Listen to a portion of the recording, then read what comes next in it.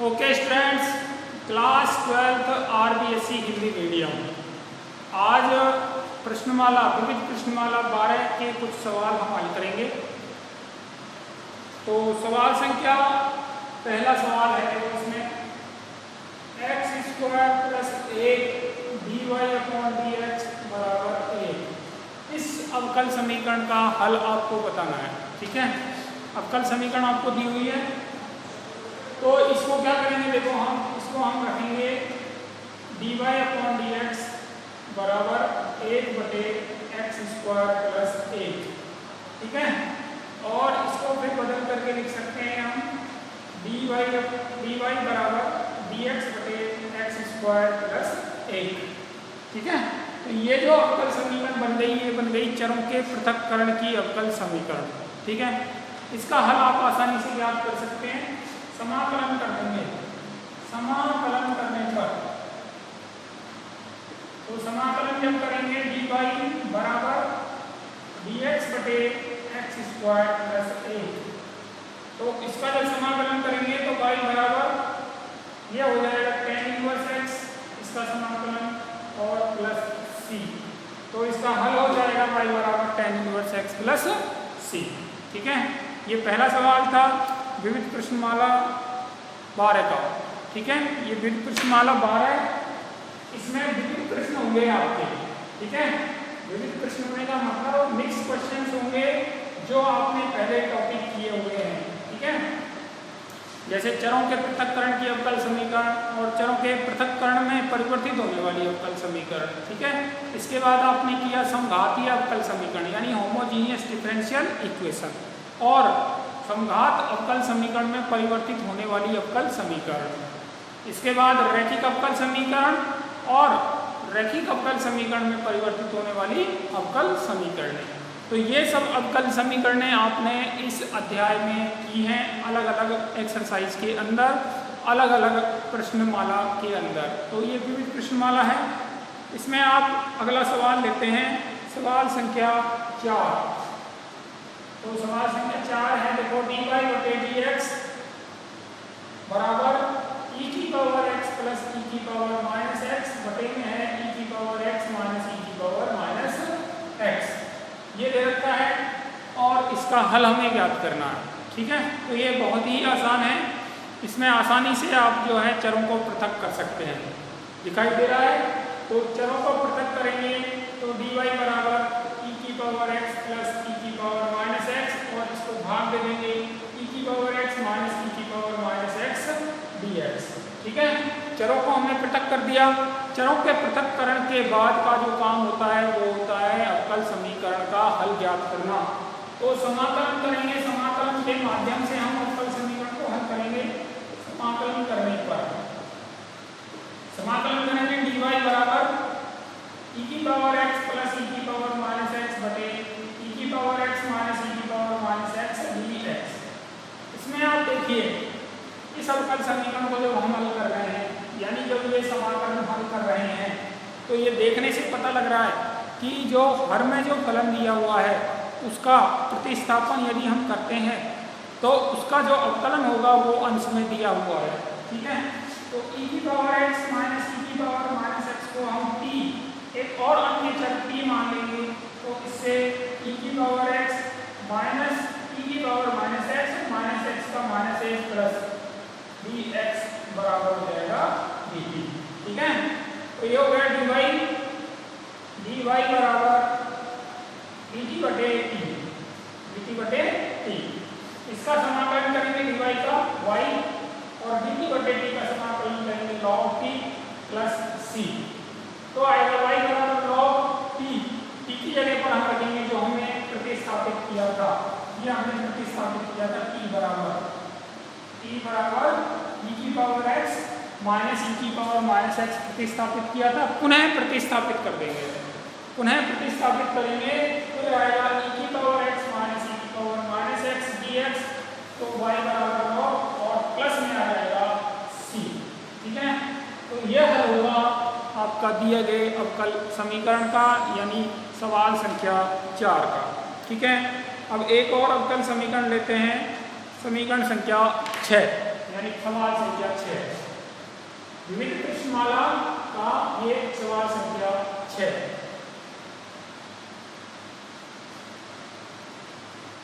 सवाल संख्या 6 है, देखो मैं सवाल संख्या 6 लिख रहा हूं, आप अपनी किताब में देख सकते हैं। dy बटे dx प्लस 1 बटे y प्लस y बराबर 0, ये अवकल समीकरण की हुई है।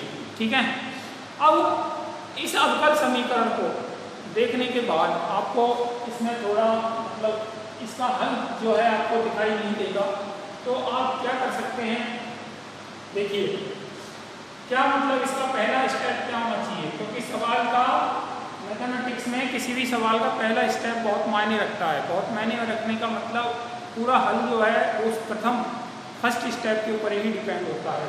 तो देखो dy बराबर हम क्या कर सकते हैं, ये जो ब्रैकेट में मैंने ये लिखी है ना टर्म, इसको हम पूरी टर्म को इधर प्रतिस्थापित कर देंगे, तो माइनस 1 बटे y प्लस y, ये प्रतिस्थापन हो गया। ठीक है, यानी ये इसको हमने सब्स्टिट्यूट इधर ट्रांसफर कर दिया, तो dy बटे dx बराबर आएगा y एलसीएम आएगा, माइनस बाहर है 1 प्लस y स्क्वायर, ये आएगा।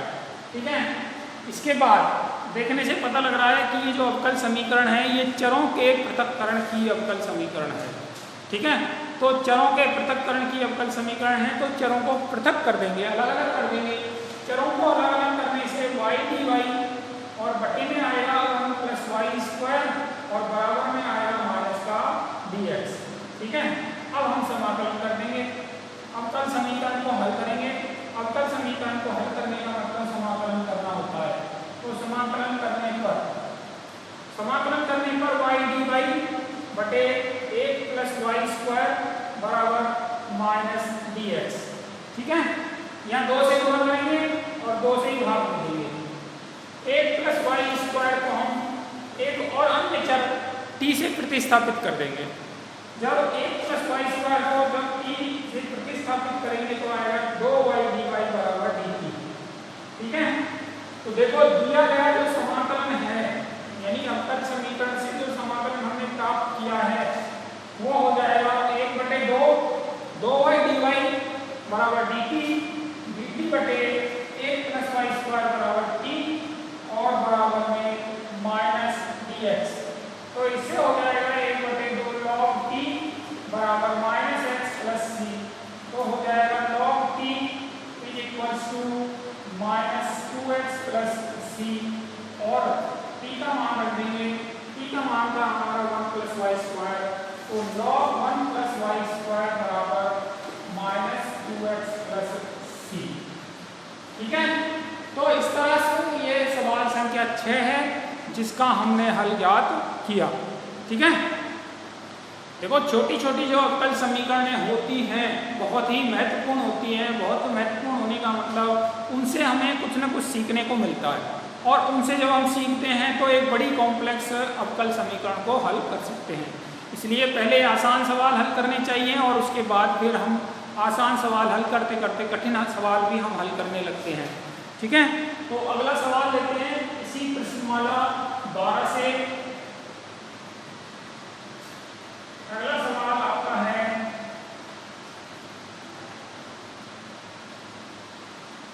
देखिए सवाल संख्या हम ले सकते हैं सवाल संख्या 8।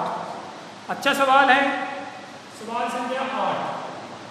तो दे रखा है क्या, देखो dy बटे dx बराबर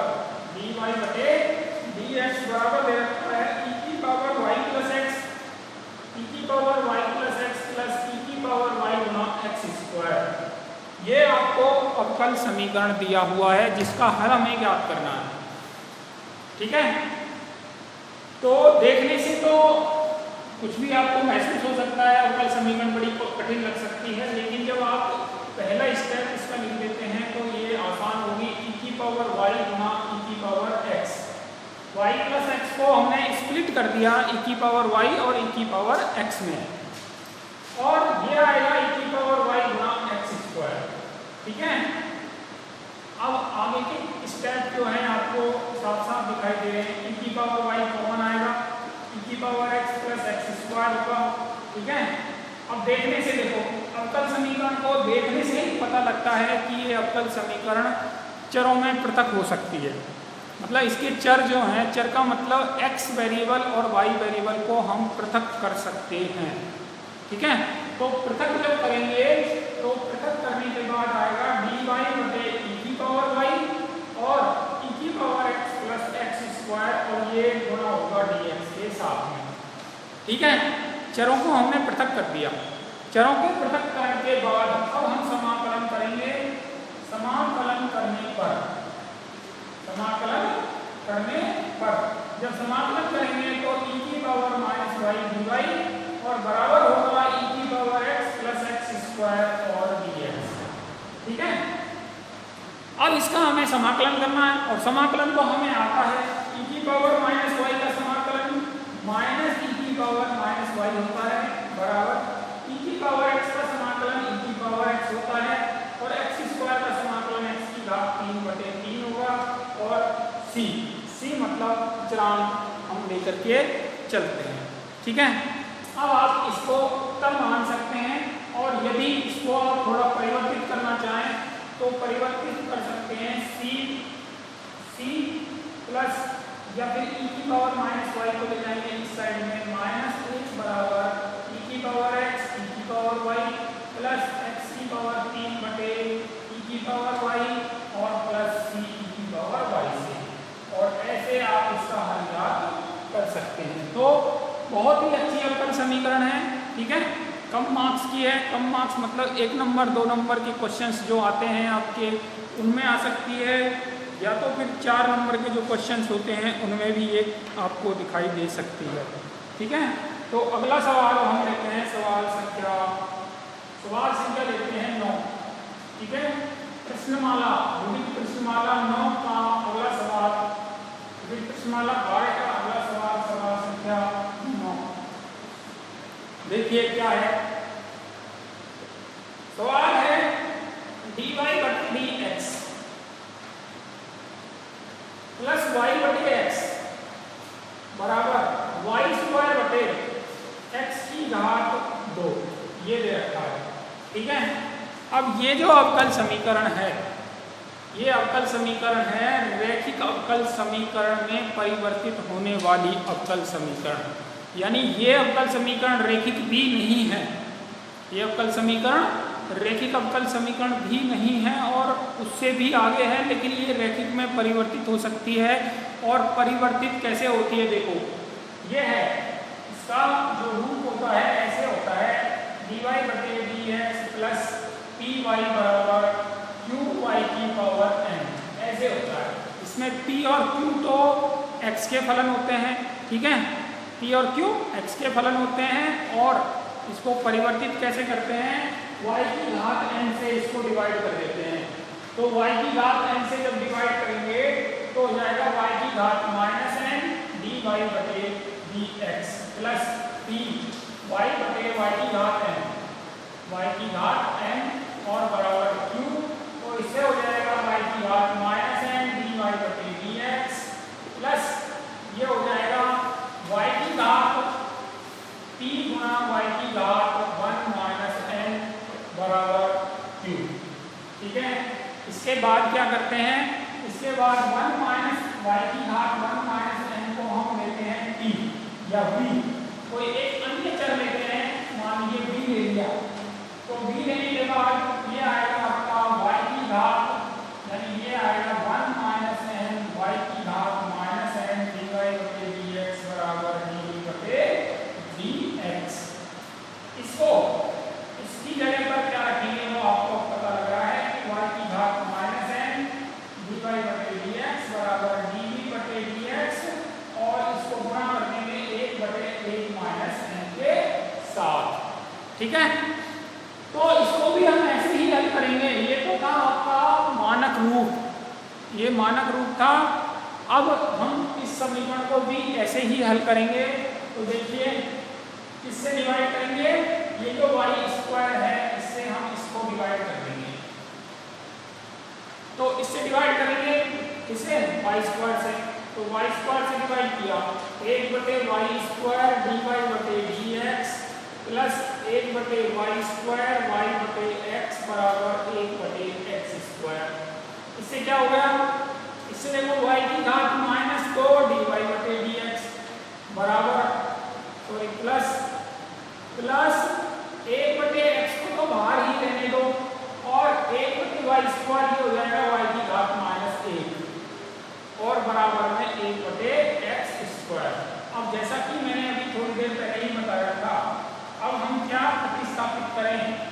प्रतिस्थापित करें, y की घात माइनस 1 को हम b प्रतिस्थापित कर सकते हैं। y की घात माइनस 1 को b प्रतिस्थापित किया तो हो गया माइनस y की घात माइनस 2 dy बटे dx बराबर dv बटे dx।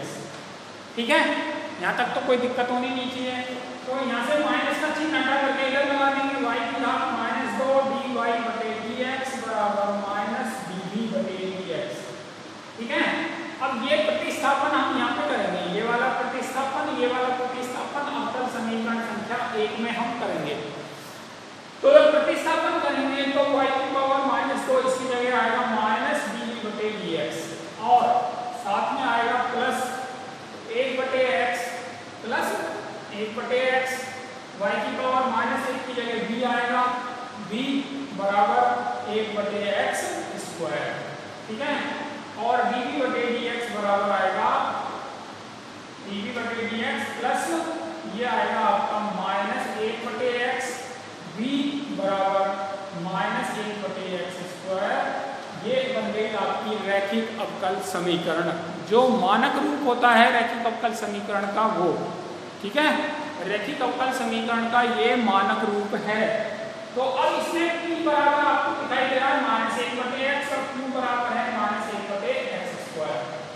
ठीक है, p और q की वैल्यू ज्ञात करने के बाद इसमें इंटीग्रेटिंग फैक्टर ज्ञात करते हैं। इंटीग्रेटिंग फैक्टर होगा एक्सपोनेंशियल इंटीग्रेशन माइनस 1 बटे x dx बराबर एक्सपोनेंशियल इंटीग्रेशन माइनस 1 बटे x का इंटीग्रेशन होगा माइनस log x, यानी एक्सपोनेंशियल log x की पावर माइनस 1। एक्सपोनेंशियल और log एक दूसरे को कैंसिल कर देते हैं, दोनों का इफेक्ट एक दूसरे के विपरीत होता है, तो आएगा x की पावर माइनस 1 यानी 1 बटे x।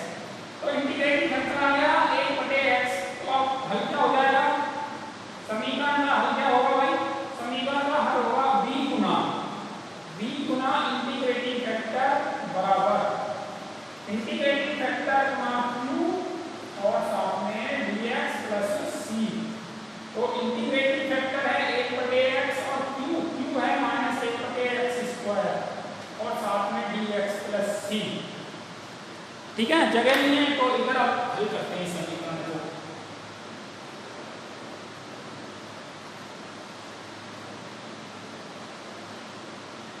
समीकरण को जब हल करेंगे तो ये आएगा b गुना इंटीग्रेटिंग फैक्टर यानी 1 बटे x बराबर, ये समाकलन करेंगे माइनस 1 बटे x की घात 3 का प्लस c। तो b क्या हमने माना था वो भी हम यहाँ पे रखेंगे, b की जगह पे हमने माना था y की घात माइनस 1, तो ये आ जाएगा y की घात माइनस 1 बटे x बराबर, इसका समाकलन होगा x की पावर माइनस 3 यानी माइनस 2 बटे 2 मतलब माइनस 1 बटे 2x स्क्वायर, ये इसका समाकलन हो जाएगा और प्लस c। y की घात माइनस 1 है इसलिए 1 बटे xy बराबर माइनस प्लस हो जाएगा 1 बटे 2x स्क्वायर प्लस c। ये हल होगा दी गई अवकल समीकरण का। दी गई अवकल समीकरण का ये अवकल समीकरण ऐसी थी जो कि रैखिक अवकल समीकरण में परिवर्तित होकर के और उसको हमने हल किया है। ठीक है, तो ये सवाल संख्या था आपका सवाल संख्या 9। ठीक है, अच्छा सा सवाल था। इसके बाद हम सवाल लेते हैं, देखिए अब आप सवाल हल कर सकते हैं सीधा सवाल संख्या आइए 16 पे, सवाल संख्या 16। बाकी के सवाल जो है सिर्फ आपको बताना है कि ये रैखिक अवकल समीकरण किस रूप की है, किस रूप की है, मतलब क्या ये रैखिक अवकल समीकरण चरों के पृथक्करण वाली है, क्या ये अवकल समीकरण होमोजीनियस है और क्या ये अवकल समीकरण रैखिक अवकल समीकरण है। तो ऐसे रूप आप बता सकते हैं, सिर्फ नाम आपको बताना था। ठीक है, हम अब सवाल हल करते हैं सवाल संख्या 16। तो 16 को हल करेंगे सवाल संख्या, और ये है dy बटे dx और प्लस बराबर में दे रखा है 4x प्लस 3y प्लस 1 और बटे में दे रखा है 3x प्लस 2y प्लस 1। ये है, ठीक है, dy बटे dx बराबर दे रखा है और इस समीकरण को हल करना है। तो अवकल समीकरण को देखने के बाद पता लगता है कि ये अवकल समीकरण क्या है भाई, ऐसा देखना जरूरी है। ठीक है, आपको पहचानना जरूरी है कि अवकल समीकरण किस टॉपिक की है, किस एक्सरसाइज से है। तो ये अवकल समीकरण वो है जिसको हम समघात में परिवर्तित कर सकते हैं। ठीक है, मतलब ऐसे अवकल समीकरण जो कि समघातीय अवकल समीकरण में परिवर्तित की जा सकती है। अब कैसे परिवर्तित करते हैं, हमने तरीका बताया था। x की जगह पर प्रतिस्थापित करेंगे कैपिटल X प्लस h और y की जगह पर प्रतिस्थापित करेंगे कैपिटल Y प्लस k। तो ये जब प्रतिस्थापित करेंगे तो dy बटे dx की जगह पर प्रतिस्थापन हो जाएगा d कैपिटल Y बटे d कैपिटल x। ये प्रतिस्थापन हो जाएगा dy बटे dx की जगह पर। तो तीन प्रतिस्थापन है, फर्स्ट, सेकंड और थर्ड। जब ये प्रतिस्थापन, ये वाले प्रतिस्थापन हम अवकल समीकरण इसमें करते हैं तो आएगा dy d कैपिटल Y बटे d कैपिटल x बराबर 4 गुना स्मॉल x मतलब capital X plus h plus 3 गुना y capital Y plus k plus 1 और बटे में क्या आना चाहिए, बटे में आएगा 3 गुना capital X plus h plus 2 गुना capital Y plus k plus 1। और क्या लिख सकते हैं इसको, d कैपिटल Y बटे d capital X equals to 4 capital X plus 3 capital Y और क्या आएगा 4x प्लस 3k प्लस 1 बटे में क्या आएगा 3 गुना कैपिटल X प्लस 2 गुना capital Y plus 3x plus 2k plus 1, ये आने वाला है। ठीक है, d कैपिटल Y बटे d कैपिटल X। अब ये कब समघात में परिवर्तित हो सकती है, कब समघात में परिवर्तित होगी, तो ये जो कांस्टेंट दे रखा है, डेनोमिनेटर और न्यूमरेटर दोनों में जो कांस्टेंट दे रखे हैं, दोनों का मान क्या हो जाए, शून्य के बराबर हो। तो शून्य कर देंगे दोनों को, 4x प्लस 3k प्लस 1 बराबर 0 और 3x प्लस 2k प्लस 1 बराबर 0। पहला काम तो यही है कि इन दोनों को हल करके h और k का मान ज्ञात किया जाए। तो h और k का मान ज्ञात करने के लिए इसको 2 से मल्टीप्लाई कर दो, इसको 3 से मल्टीप्लाई कर दो। तो मल्टीप्लाई करेंगे तो 8h प्लस 6k प्लस 2 बराबर 0 और इसको 3 से मल्टीप्लाई किया 9h प्लस 6k प्लस 3 बराबर 0। Minus minus minus minus h minus 1 बराबर 0, h बराबर आ गया माइनस का 1। h बराबर माइनस 1 रखेंगे, h बराबर में माइनस 1 रखेंगे तो माइनस 4 प्लस 1 माइनस 3 यानी k बराबर 1 आएगा। तो k बराबर आएगा 1 यानी k बराबर 1 और h बराबर माइनस 1। ठीक है, अब हमने ये मान रख दिया शून्य। जब इसमें शून्य रखेंगे तो d कैपिटल Y बटे d कैपिटल X और बराबर में क्या आना चाहिए, 4 capital X plus 3 capital Y बटे में आएगा 3 capital X plus 2 capital Y, ये आने वाला है। ठीक है, अब क्या करेंगे, अब आप इसको हल करेंगे। ये अवकल समीकरण समघातीय अवकल समीकरण में परिवर्तित हो चुकी है। ठीक है, तो समघातीय अवकल समीकरण है, तो समघातीय अवकल समीकरण dy बटे dx से रूप की है, तो y बराबर रखेंगे dx, y बराबर dx हमने रखा, y बराबर dx जब रखेंगे तो dy बटे d कैपिटल x बराबर हो जाएगा b प्लस x db बटे dx। ये हम प्रतिस्थापन इसमें 2 कर देंगे, प्रतिस्थापन 2 प्रतिस्थापन करेंगे तो b प्लस x db बटे dx बराबर में आएगा 4 गुना x प्लस 3 गुना bx और बटे में आएगा 3 गुना x प्लस 2 गुना bx। तो क्या बन जाएगा भाई, ये बनेगा x db बटे dx बराबर 4 प्लस 3b बटे 3 प्लस 2b और माइनस b। x से x कैंसिल हो जाएगा जब हम x कॉमन लेंगे तब। ठीक है, तो ये आएगा x db बटे dx बराबर 4 plus 3b minus 3b minus 2b square और बटे में आएगा 3 प्लस 2b, 3b से 3b कट जाएगा और आएगा x db बटे dx और बराबर में आएगा 4 माइनस 2b स्क्वायर बटे 3 प्लस 2b, ये आने वाला है। ठीक है, तो यहाँ तक तो कोई दिक्कत होगी नहीं किसी को भी, आगे भी कोई दिक्कत नहीं होनी चाहिए। चलिए अब हम जो है इसको थोड़ा और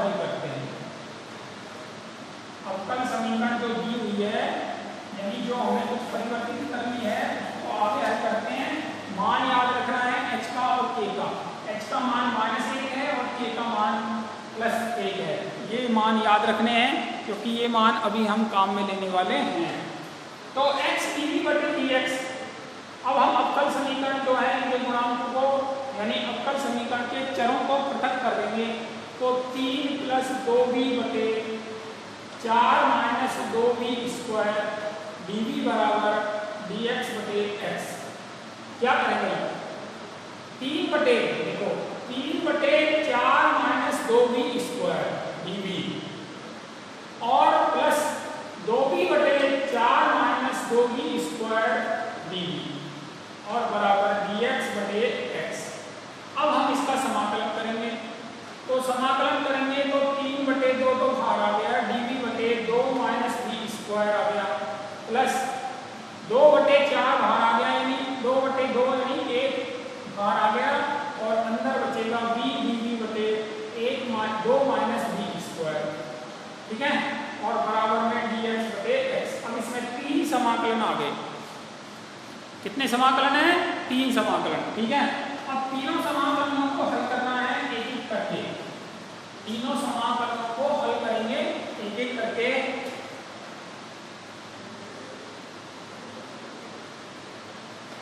तो हल करेंगे तो क्या आएगा? देखो 3 बटे 2 ये आएगा आपका a square minus b square. देखो क्या होता है सूत्र, dx बटे a square minus x square का सूत्र क्या होता है भाई? 1 बटे 2a log a plus x बटे a माइनस x, ठीक है। दूसरा क्या है? दूसरा है आपका 2 माइनस b स्क्वायर, प्रतिस्थापन करेंगे और ये हो जाएगा।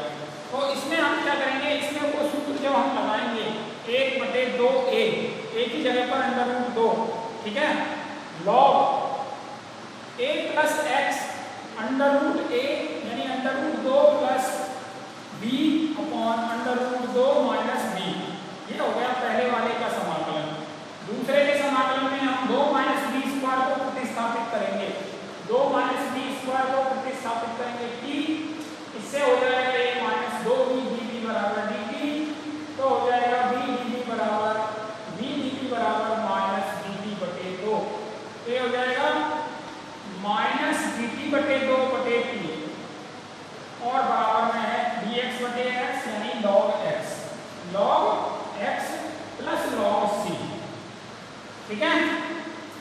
तो क्या आ गया? 3 बटे 4 √2 log √2 प्लस b बटे √2 माइनस b प्लस माइनस का साइन आएगा 1 बटे 2 log t और बराबर log c x। तो क्या आएगा भैया? 3 बटे 4 √2 log √2 प्लस b बटे √2 माइनस b माइनस 1 बटे 2 log t को क्या रखा था हमने? 2 minus b square, 2 minus b square बराबर log c x। अब हम b का मान रखेंगे। पहले हम b का मान रखेंगे, उसके बाद b का मान रखेंगे और b के बाद फिर से प्रतिस्थापन करेंगे जो भी होगा। देखो क्या आएगा?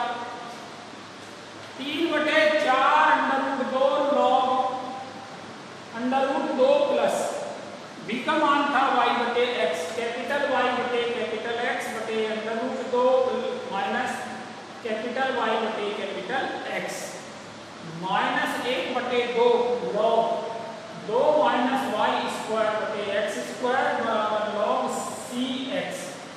तो इससे आएगा 3 बटे 4 √2 log √2 x प्लस y बटे √2 x माइनस y माइनस 1 बटे 2 log 2x square minus y square बटे x स्क्वायर बराबर log c plus log x बराबर में आएगा। देखो फिर हल करना है। 3 बटे 4 √2 log √2 x plus capital Y बटे √2 x minus capital Y minus 1 बटे 2 log 2x square minus y square plus log c plus log x। इसको जब हल करेंगे आएगा प्लस का log x बराबर log c plus log x।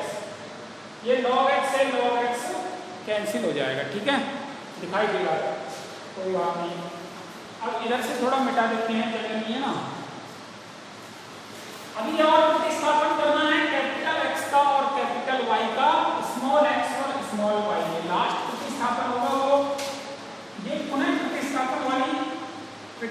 चल रही है, ठीक है। तो यह आएगा 3/4 √2 log √2 गुना x। x का जो मान है वो है, देखो स्मॉल x बराबर, पहले थोड़ा डिस्कस करते हैं। स्मॉल x बराबर कैपिटल X प्लस x था, x का मान -1 था, तो कैपिटल X का मान स्मॉल x प्लस 1 आ गया। और स्मॉल y बराबर कैपिटल Y प्लस a था, a का मान +1 था, तो इससे आ गया कैपिटल Y बराबर स्मॉल y माइनस 1। ये दोनों प्रतिस्थापन अब हमें करने हैं इस जगह पर। इस जगह पर प्रतिस्थापन करेंगे तो 3/4 √2 log x plus 1 plus y minus 1 बटे √2 गुना x plus 1 plus minus y minus 1 और -1/2 log x प्लस 1 का स्क्वायर माइनस y स्क्वायर यानी y माइनस 1 का स्क्वायर और बराबर में log c। चाहो तो हल कर सकते हो, थोड़ा सा हल करोगे तो 3/4 √2 log गुना √2 x plus y plus √2 minus 1 और बटे में आएगा √2 x माइनस y और साथ में आएगा √2 प्लस 1। इधर आएगा -1/2 log 2x square minus y square 2x 4x और माइनस माइनस प्लस 2y और साथ में आएगा 2 और -1 यानी +1 और बराबर log c। तो ये उत्तर होगा भाई, ठीक है। अब दिए गए अवकल समीकरण का, ये थोड़ा लेंथी हो गया, बाकी के सवाल जो हैं आप होमवर्क में करेंगे।